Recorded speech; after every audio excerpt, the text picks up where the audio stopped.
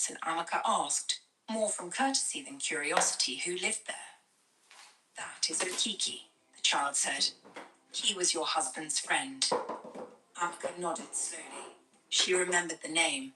Obina had mentioned him with the particular warmth men reserve for people they knew before life became complicated.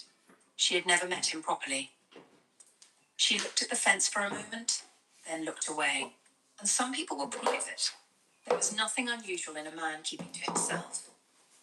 She went inside and began unpacking the small box she had carried from the city. Obina's pressed shirts, still folded the way he liked. A photograph. A Bible she had not opened since the funeral. She set each thing down carefully, the way you set down something breakable, even when it is not. She lit the kerosene stove and put water on for tea she did not particularly want. Hayamaker had fallen asleep on the mat in the corner, one arm thrown over his face the way Obina used to sleep. She stood looking at him for a moment longer than she intended. Outside, the village settled into its evening sounds. Crickets. A child called home somewhere. And from the direction of the compound next door, the soft, steady thud of a football against a mud wall. Thud. Pause. Thud. Pause. She sat near the window and listened without knowing why. There was something almost companionable about the sound. A boy alone practicing in the gathering dark. Then it stopped. The silence that followed felt different from the silence before it, fuller somehow. Occupied. She turned back to her sleeping son, told herself she was simply tired, and let the night come in around them both. 3 weeks after Amaka settled into the compound, the news came the way bad news always comes in Umuagu. Not announced, but passed quietly from mouth to mouth until it reached everyone. Chibuzo was dead. She heard it first from the woman who sold Akara at the junction, a detail that reached her only because she had taken Emeka out that morning for the first time since their arrival. He had been restless since dawn, pulling at her wrapper and pointing toward the door with the insistence of a child who has decided that inside has run out of things to offer. She had given in around 7, tied him to her back and walked to the junction to buy breakfast she did not particularly need. The Akara woman was already speaking to someone when Amaka arrived. She stopped when she saw her, looked at her the way people look at a widow when death has just visited a neighbor, and said it plainly. Okeki's son, the boy, Chibuso, found in his father's house that morning. Gone. Amaka stood at the junction for a moment without moving. She thought of the football, the steady thud against the mud wall in the evenings, that sound she had listened to from her window in those first quiet nights, without knowing whose hands had sent it there. She thought of the boy who had knocked at her across the fence, a careful respect for someone raised. She bought the Akara and walked back. By mid-morning, the compound was buzzing. Women moved in and out of Okiki's yard in the particular formation of a village responding to death. Some carrying pots, but some carrying nothing but their presence. Amaka stood inside her own doorway and watched through the crack of her door. Emeka sat on the mat behind her, occupied with 2 stones he had carried in from the yard. She wanted to go, or rather she felt the pull of it, the cultural instruction that said a neighbor does not stand at a distance when death comes. But she was new here in a way that mattered. She had no history in this compound yet, no standing, no relationship with Okeki beyond a single nod exchanged across a fence 3 weeks ago. To walk into that yard now would feel like an intrusion, dressed as sympathy. So she did what felt like the measured thing. She cooked a pot of ofe onubu toward midday, the bitter leaf soup that her hands knew without instruction. And when it was ready, she called the young girl who lived 2 doors down and asked her to carry it across. She wrapped the pot carefully. I explained to the girl where to set it and stood at her veranda and watched her go. The girl returned 10 minutes later with the empty carrier and nothing particular to report. Amaka thanked her and went back inside. That evening, the woman from the next row came by again. She sat on the veranda step without being invited, the way older women sit when they have something to deposit, and she told Amaka what the morning inside Okiki's compound. The Umana had come. The women had wailed the way tradition required. The elders had sat in a row near the entrance and received the news with the gravity it deserved. And Okeki had sat in his chair near the door the entire time without shedding a single tear. The woman said it the way she might report something slightly unusual about the weather, not with drama, just as a detail that did not sit right and needed somewhere to go. Uncle said nothing. She nodded slowly and looked out across the yard where the last light was draining from the sky. After the woman left, she sat for a while with Amika in her lap, running her palms slowly across his head while he drifted towards sleep. She told herself what she believed to be true, that grief takes different shapes in different people, that a man raised in silence may mourn in silence. She herself had not cried once at Obina's burial, not because she did not feel it, but because the feeling had nowhere to go that public. She told herself all of this carefully and deliberately, and yet something she could not name sat at the bottom of her chest and would not move. She was a widow. She recognized death perhaps too quickly now, saw its shadow in places it did not always live. That was all this was. She put Amika down on the mat, covered him with the light cloth, and went to close the window. Across the fence, Okeka's compound was dark and completely still. No lamp, no movement, no sound of any kind. She closed the window and did not look again. The Umana came to Okeka's compound on the second evening after Chibuzo's death. There were 7 of them. Elder men, most of them, with the exception of 2 younger ones who had been sent along as witnesses. They arrived just as the sun was pulling itself below the tree line, when the compound light turned the particular shade of orange that makes everything look both clear and uncertain at the same time. They did not announce themselves loudly.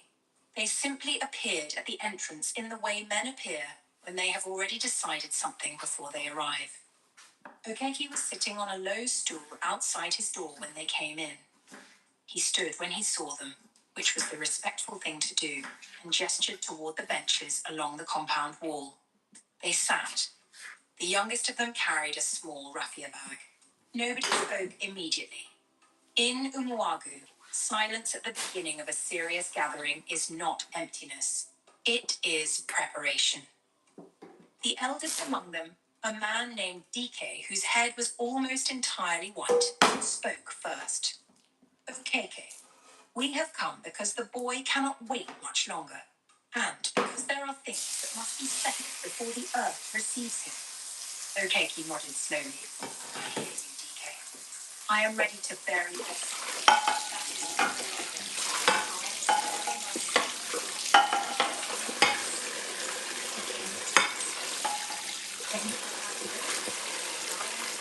That is a brief silence. There is nothing to consult about, Okeke said. His voice was even, not aggressive. Simply closed, the way a door is closed when the person inside has decided not to come out. The boy had a fever. It took him quickly. This happens. It has happened in other compounds in this village, and nobody sent for the Debia. One of the other men, younger than DK but not young, leaned forward slightly. His name was Chukwuemeka, and he had been one of the men who helped carry the Venus condolence message 2 years earlier. A fever does not take a boy of 17 in one night, okay? His age mates saw him at the stream 2 days before. He was well. He was strong. You are asking us to accept something that does not hold its own weight. Sickness does not announce itself. Okay, he said. It comes when it comes. And a father who has nothing to fear, DK said quietly. It's not the gods their question. The compound went very still. Okeki looked at the older man for a long moment.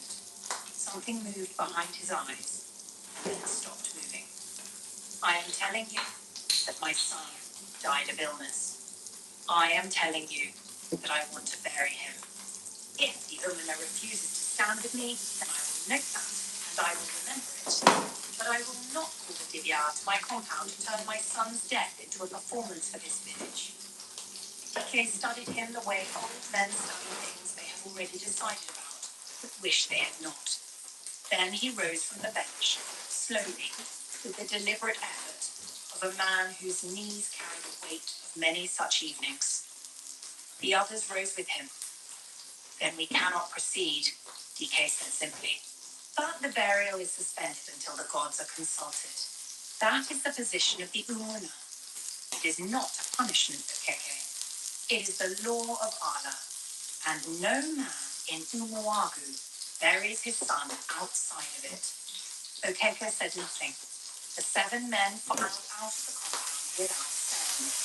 He carried the raffia bag throughout and never opened it. It was the last to leave. He paused at the entrance and looked back once at the key still standing in the middle of his yard. It had his was compound for a long time after they left. The lamp inside his hut threw a thin line of yellow light under the door. He did not go inside. The next morning, Uncle took the anchor to the water tap at the edge of the compound cluster and found Mama and Karu already there. Filling a clay pot with the unhurried patience of a woman who has lived long enough to know that some things cannot be rushed and some things should not be. Mama and Kira acknowledged her with a nod and returned her eyes to the water running into her pot. Amaka filled her own container and was about to leave when the old woman spoke without looking up. She told her everything. The Umuna arriving at dusk. Okeki's refusal. DK's final words. Suspension of the burial.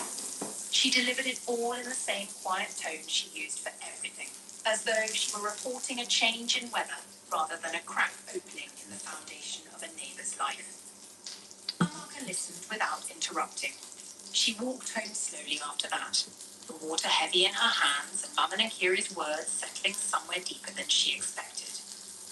She was almost at her door when the memory arrived without warning. The last time she and Rabina had stood in Mwagu together, 2 years before his death, he had come home from Okeki's compound one evening, with a quietness about him that she had noticed but not pressed. She had asked him what was wrong. He had been silent for a moment too long. That house is carrying secrets, he had said. She had asked him what he meant. He had shaken his head. They were leaving the next morning. He did not want to end the visit on a heavy note. She had let it go. 1 week after they returned to Port Harcourt, he was dead.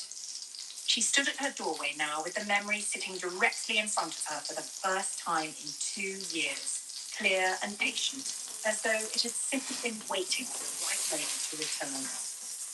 She turned it over once, then met a call from inside with the urgent voice of a child who had just knocked something over, and she stepped through the door and let the presence pull her back in. She did not reach for the memory again. Not yet. The memory that had returned to Amaka at the doorway that morning did not leave easily. She moved through the rest of the day with it sitting quietly at the back of everything she did, feeding Emeka, rinsing the breakfast plates, spreading the boys' small. Good afternoon, guys. Hi, guys. Hi, guys. It did not demand attention.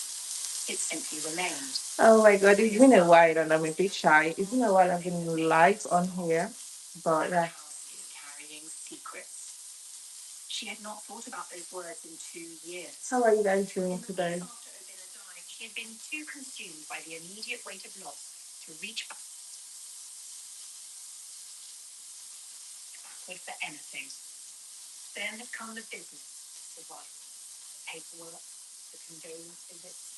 I can't really pronounce his name, but I'm so sorry I didn't return a high back. But he's left anyway.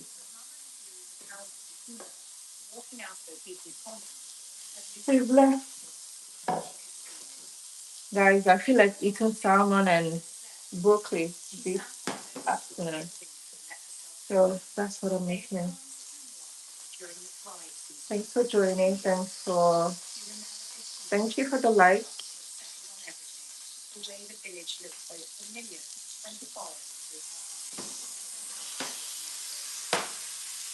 dinner had been easy that first day. There was much to learn. No, it's falling a lot.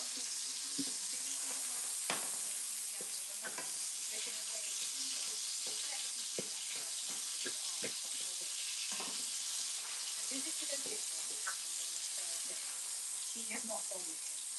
She had stayed back with his mother, helping with the evening meal, listening to the older woman talk about the farm and the road and the Oh my god. He had not thought to ask him to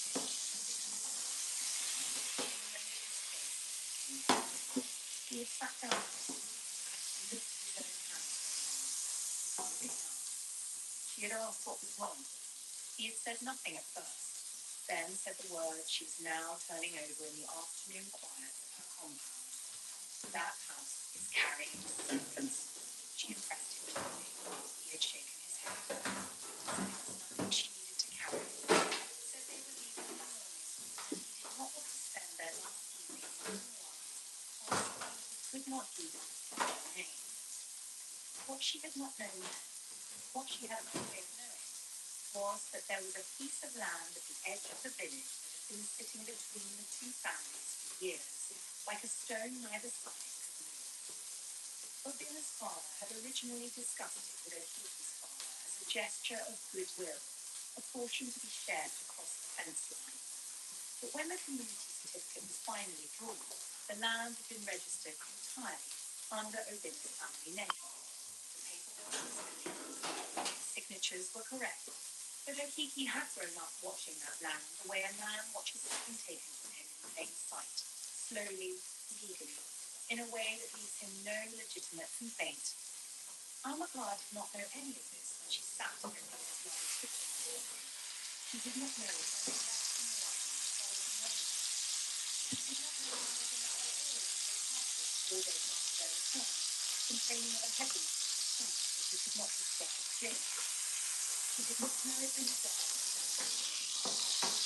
written in the report on the careful language of people who encounter something like that, and reached for the nearest available explanation. Internal complications, failed and failure consistently with illness. They had found nothing that pointed through to anything else, and so they had pointed at illness, and everyone who loved him accepted that, because the alternative required a different kind of courage than grief, already denied. Now she sat in the afternoon stillness of the compound of the and felt a taste of what she did not know pressing against the inside of what she thought she did. The land. The land that now which meant she was gone, which meant she was sitting in it right now. She didn't believe that particular still. She had no evidence of anything. She had only a death sentence, a neighbour who would not meet her eyes, and a sentence from 2 years ago that she had been too obedient to. She looked across the fence line dividing her yard from over the cassava on his farm had grown tall and dense, the leaves broad and still in the afternoon. She turned away from the window, checked that Emeka was in good serving, and began preparing the evening meal while her mind stayed exactly where it was. It began with the dogs. Amaka had grown used to the ordinary sounds of the village at night, the crickets, the occasional cry of an infant from one of the nearest compounds, the soft shuffling of goats resettling themselves in their pens. These were background sounds. They did not wake her. But the dogs were different. The first night it happened, she thought nothing of it. Dogs barked. That was what they did. When she lay still and listened, she noticed that the barking was not a scattered conversational kind that moved from compound to compound the way village dogs communicate across distances. It was concentrated, directional.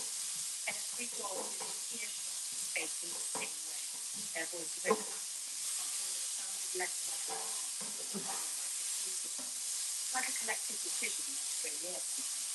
It stopped after a while as she slept. The second night, it happened again. Same hour, same direction. She sat up in the darkness and listened until it faded, then lay back down It was the woman from the next day who first said aloud, others were only saying in low voices.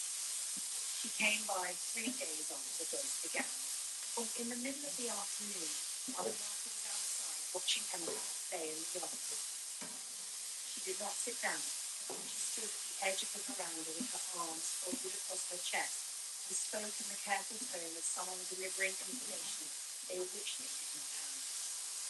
The children near the cassava farm had been hearing things.